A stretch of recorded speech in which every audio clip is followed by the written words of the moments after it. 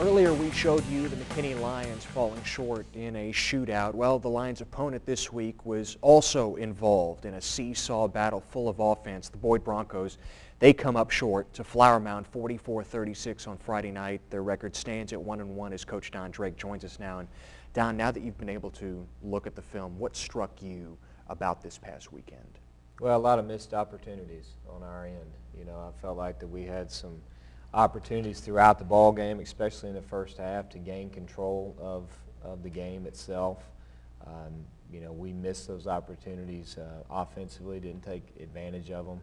You know, we turned the ball over numerous times on Friday night, which obviously didn't help. But I felt like we were at a place in the first half for sure where we could have taken control of the game, and we didn't capitalize on those opportunities to do so. And you know, our kids fought to the finish, you know, and I told our defense that after the game, that, you know, they kept playing hard. You know, I felt like offensively we kept playing hard. We just kept having execution problems, and ultimately we couldn't get over the hump, you know. But with the number of turnovers that we had, you know, to still be within 8 points of a very good offensive football team in Flower Mound, I thought that our kids fought to the finish. We look at some of the highlights from Friday night at Ron Post Stadium. Don, like you mentioned, 7 turnovers in all for your team. Flower Mound actually had 4 giveaways. It was certainly a non-district game early in the season, but Flower Mound, their offense, they ring up yards and points like a pinball machine. They had nearly 700 yards on this night. But your defense was still able to make plays early on. In fact, on the first drive of the game, you held them to a field goal attempt, one that they missed. Yeah, I mean, I thought our kids came out, played hard. They moved the football. We ended up holding to the field goal opportunity. We ended up, they miss it. You know, we came out offensively on our first possession, moving the football, and then we turned it over. You know, and it was kind of that kind of night for us offensively. I felt like every time we did something good, we thought it was something bad, and it was very hard for us to get into any kind of rhythm. Flower Mound took a 7-0 lead following a Curtis Ladd fumble, but it didn't take long for your team to tie the score.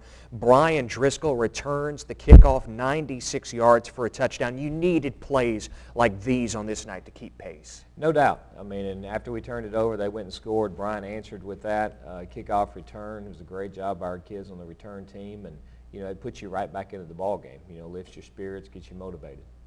Jay Humphrey converging for the sack right there on Marshall Williams, who had a big night. Adam Kim making a play at linebacker. Kim being able to start at middle linebacker for you at the moment. Yeah, and actually, you know, Kyle Nylik came off with injury on Friday, and Adam went in and played the majority of the football game for us, and I thought he did a great job at inside linebacker. Another turnover there as your defense was able to come up with a play. What did Curtis Ladd show you on this night, his first start as a sophomore at quarterback? Well, it's a tough night. You know, I thought Curtis did some great things. He rushed for, I think, 120 yards and, you know, threw for a touchdown. And I saw some really good things out of him. Obviously, we had some turnover issues, too, that we've got to get squared away that didn't help. But, you know, I thought he provided a great spark for us in the first half for sure in terms of us being able to put some points on the board. Ladd seemed to find his comfort zone here in the second quarter. First, the 49-yard dash down to the Flower Mound 20. He caps the drive with a touchdown run of 6 yards. Tie game at 14 early in the second quarter. Your team, you're able to turn the tide here. Your defense makes another play, and you're able to find a little bit of rhythm on both sides of the ball. Yeah, and we had some opportunities at that point when it was 14-all to really take control of the game, you know, and put some pressure on them, because I felt like all night they had been putting pressure on us, and we weren't able to return the favor. And that is kind of what I alluded to at the beginning, that we really didn't capitalize on those chances when we had that 14-all game to really kind of take control of the game. And you had the lead at 21-14 after Brian Driscoll wheeled outside for the score from 4 yards out. But Flower Mound closed the half very well. The Jaguars scored 20 unanswered before intermission. You were down 34-21 going into the locker room. Yeah, it was very, very frustrating because it could have easily been a 28-14 game headed into the locker room in our favor, you know, and so that's again what attributed to my comments earlier about not really taking advantage of the opportunities when we had the chance to. What's so tough about facing this Flower Mound offense? It's so varied, very balanced, certainly predominantly out of the running game. Your special teams unit coming up with another block there, but with Marshall Williams, a new quarterback, it's like you can plug in just about anybody. A talented quarterback can certainly make plays in their offense. No doubt. You know, they do such a good job of spreading the field and attacking you in so many different ways that they end up getting you isolated into one-on-one situations that ultimately, if you don't hold up, they're gonna be able to move the football, gain some yards, and ultimately score some points.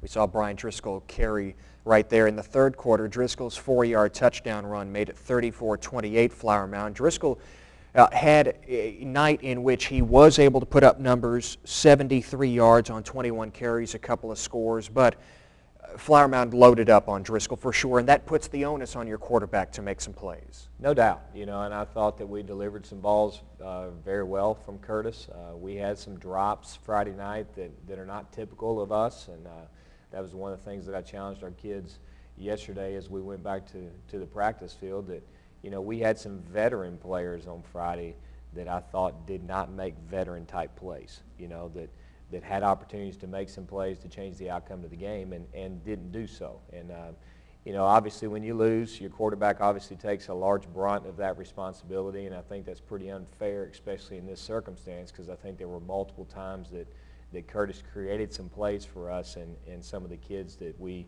delivered the ball to didn't make the play. We've seen a couple of plays by Jamal Palmer, your senior defensive end, the Baylor commit. He had 5 tackles for losses. He had 3 sacks on the night, blocked a field goal. What did you see from Palmer on Friday? I think just consistent effort. We know Jamal's a very, very talented kid. Obviously, everybody we play knows that as well. Flower Mound did a pretty good job of trying to contain him, putting 2 guys on him in pass protection, those kind of things. And Jamal just kept playing, kept fighting, and was able to create some huge plays for us on the defensive side. How about the second effort on that touchdown pass from Ladd to DeSalle? DeSalle fighting his way into the end zone to keep it close, keep it a one-score game.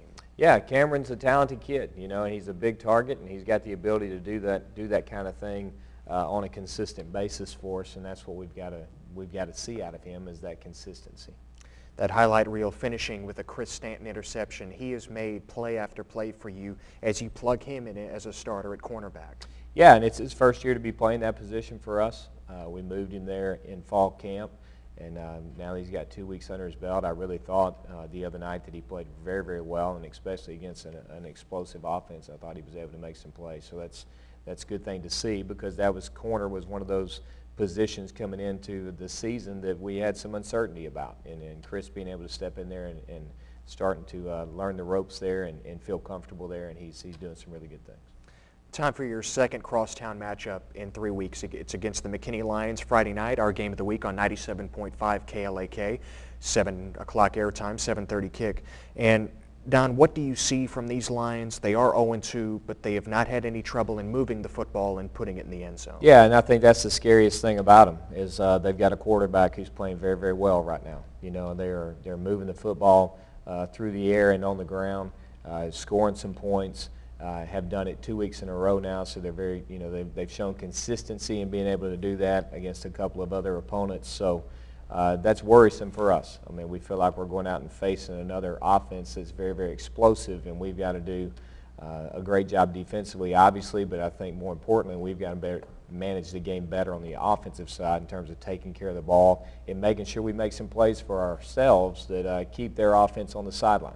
I thought that was an important key for us headed into last week's game against Flower Mound, is we were going to have to manage the game, control the clock, do some things like that, which we did not do, and it put our defense in a really bad position of having to play an enormous number of snaps on the field Friday night, and we can't be in that position this Friday against McKinney High School, or they'll be able to take advantage of it like Flower Mound did. Don, you have a chance to take home the Colin McKinney Cup once again, and I know this is something that is important for you in non-district. You want to be the best team in your school district. You want to be the best team in the area, and eventually the state. That's the vision for any program that is worthwhile. This is in the 3rd year of existence now. You've won the trophy both of the years that the trophy has been around.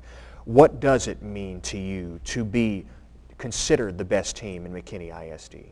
Well, and it's one of those goals that we start out with every year. I tell the guys we want to be the best in this city, we want to be the best in the district, and then, like you said, ultimately the best in the state. And I think those are 3 worthy goals that we go after every year. Last year we were able to accomplish 2 of those. Our goal this year, again, is the same thing. Headed back into it, and we've taken care of half of that half of that goal week 0 against McKinney North, and we've got to go finish that this week. And that's very, very important to us. I mean, when we want to be the best football program in this town, you know, and I think that's a worthy goal, you know, and that's something that hopefully we can go attain this Friday night. Don, best of luck as you seek that goal for sure. Thank you. Don Drake, head coach of the Boyd Broncos. Boyd has a chance to take home some hardware at the end of non-district Colin McKinney Cup on the line. Boyd against the McKinney Lions, our game of the week on 97.5 KLAK. 7 o'clock pregame before the 7:30 kick.